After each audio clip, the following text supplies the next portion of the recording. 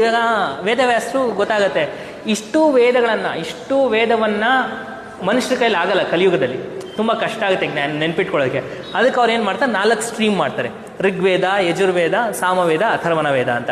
At least ಒಂದು stream ಆದರೂ ಇವ್ರು ತರೋ ಆಗಲಿ ಅಂತ 4 ಸ್ಟ್ರೀಮ್ ಮಾಡ್ತಾರೆ. ಆಮೇಲೆ ತಿರ್ಗಾ ಒಂದು ಸ್ವಲ್ಪ ಗೊತ್ತಾಗತ್ತೆ, ಇಲ್ಲ ಇದಕ್ಕೂ ಆಗಲ್ಲ.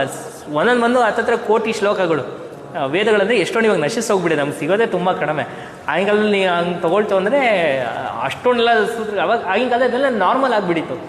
ಒಂದು ಏನು ವೇದಗಳೆಲ್ಲ ಬರೆದು ಯಾರು ಇಟ್ಟೇ ಇಲ್ಲ, ಎಲ್ಲ ಬರೀ ಒಬ್ಬರಿಂದ ಗುರುವಿಂದ ಶಿಷ್ಯಂಗಿಂದ ಶಿಷ್ಯಂಗೆ ಹಿಂಗೆ ಹರ್ಕೊಂಡು ಬಂದಿರುವಂಥದ್ದು. ಯಾವ್ದು ಲಿಪಿ ರೂಪಕ್ಕೆ ಯಾವುದು ತಂದಿಲ್ಲ. ಅಂದರೆ ಆ ಸಾಮರ್ಥ್ಯ, ಆ ಮಟ್ಟದ ಮೆಮೊರಿ ಪವರ್ ಎಲ್ಲ ಇತ್ತು ಅಂತ. ಈಗಿನ ಕಲಿಯುಗದಲ್ಲಿ ಅವೆಲ್ಲ ಇಲ್ಲ ಅಂಥೇಳಿ ಅವರು ಹಿಂಗೆ ಮಾಡಿರ್ತಾರೆ. ಆಮೇಲೆ ಇದು ಜಾಸ್ತಿ ಅನಿಸುತ್ತೆ. ಸೊ ಅದಕ್ಕೆ ಏನು ಮಾಡ್ತಾರೆ, ಮಹಾಭಾರತ ಬರೀತಾರೆ. ಅದೇ ವೇದವ್ಯಾಸರು ಮಹಾಭಾರತ ಬರೆದ್ರು ಅಂತ ಹೇಳ್ತೀವಲ್ಲ, ಮಹಾಭಾರತ ಬರೀತಾರೆ. ಮಹಾಭಾರತದಲ್ಲಿ ಅಷ್ಟು ವೇದದ ಸಾರವನ್ನು ಮಹಾಭಾರತಕ್ಕೆ ಹಾಕ್ತಾರೆ. ವೇದಗಳು ಏನೇನಿದೆಯೋ ಅದೆಲ್ಲ ಸಹ ಮಹಾಭಾರತದಲ್ಲಿ ಇದೆ ಅಂತ ಹೇಳ್ತೀವಿ. ಬಟ್ ಮಹಾಭಾರತನೂ ಆ ಥರ 1-1.5 ಲಕ್ಷ ಸೂತ್ರಗಳಾಗೋಗ್ಬಿಡುತ್ತೆ, ಶ್ಲೋಕಗಳಾಗ್ಬಿಡುತ್ತೆ.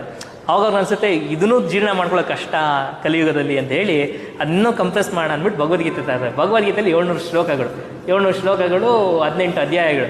ಅದು ವರ್ಸ್ಟ್ ಕೇಸು, ಇದನ್ನಾದರೂ ಕಲ್ತ್ಕೊಳ್ಳಿ ಕಲಿಯುಗದಲ್ಲಿ ಇರೋರು ಅಂತ ಮಾಡ್ತಾರೆ. ಅದಕ್ಕೆ ಯಾವಾಗಲೇ ಅಲ್ಲಿ Gita is a manual for Kaliyuga ಅಂತ ಹೇಳ್ತೀವಿ. ಈ ಕಲಿಯುಗದಲ್ಲಿ ಇರಬೇಕಂದ್ರೆ ಅದೊಂಥರ